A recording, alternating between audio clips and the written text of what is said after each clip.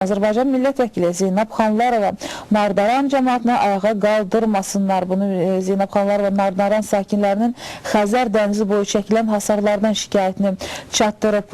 Deməli, Milli Məclisdə və bu əksədə səbəb olub. Əksəriyyət məhz Zeynəb xanımın bu addımını müzakirə edir. Gəlin xatırlayaq birlikdə. Milli Məclisdən Zeynəb Xanlarovanın çıxışı. Mənim bağım da oradadır. Bunların şikayəti olanda da şəhərə əziyyət çəkmirlər. Elə gəlib mənə deyirlər. Milli Məclisin iclasında ən maraqlı açıqlama Zeynəb Xanlarovadan gəldi. Deputat Xəzər dənizi boyunca böyük bir ərazinin hasara alınmasının Nardaran cəmaatını qıcıqlandırdığını bildirdi.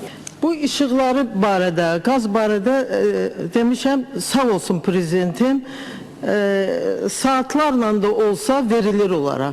Onlar da narazılığın eləmirlər, razılıq edirlər, deyirlər Allah can sağlığı versin bizim prezidentimizə. İndi mən ikinci məsələdən danışıram.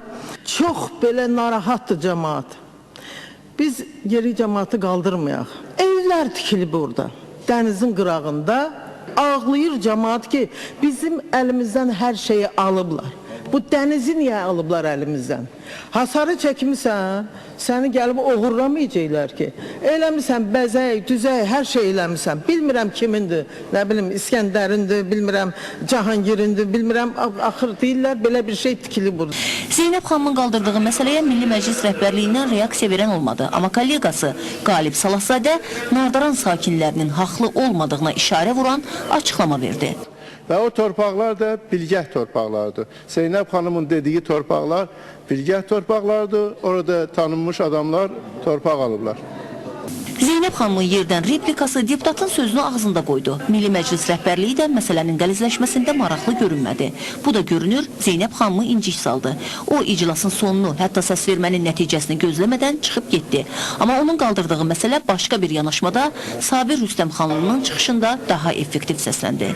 Vaxtikən bizim qanunumuz vardı. Dənizdən 125 metr ya 150 metr kənarda ancaq ev tikmək olardı. Sonra müəyyən adamların təsiri ilə, təzyiqi ilə biz bunu endirdik 50 metrə. İndi 50 metrdə deyil, giriblər dənizin içinə girirlər. Hətta torpaq töküb dənizdə özləri üçün, deyək ki, balaca gəmilərin yan alması üçün yerlər, ondan sonra limanlar düzəldirlər. Bunu millətə hörmətsizlik sayan Sabir Rüstəmxanlı Xəzər sahili ilə bağlı ayrıca bir qanun layihəsinə ehtiyac olduğunu bildirdi. Zeynəb Xanlarova buradan mən salam göndərmək istəyirəm və Nardaran sakinlərinə də. Nəinki Nardaran sakinlərin timsalında Azərbaycanın dörd bir tərəfində bizə baxanlar varsa sabahınız xeyir olsun. Olur, bəzən Azərbaycanda mən bunu deyəcəm, gəlir. Şikayət eləmək balkonun aşağısında durub yuxarı tüpürmək kimidir dostlar. Nə qədər tüpürsən də elə gəlib yenə üzvə düşəcək. Odur ki, belə, o boyda millət vəkili, sırnıq xalq artisti və baxıram indi o bəzi deputatları da mən gördüm. Bu millətin arasından mən də varam və çox təəssüf ki, bəzi o millətdən olan vəkilləri də mən seçmişəm ora, bir vətəndaş olaraq.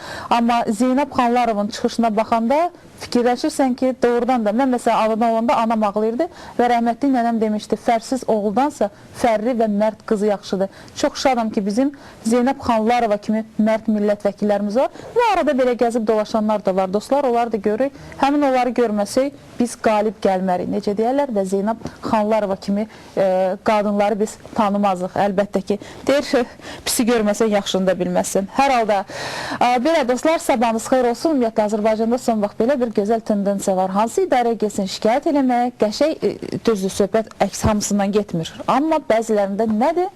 Get kimə istəyirsən, şikayət elə.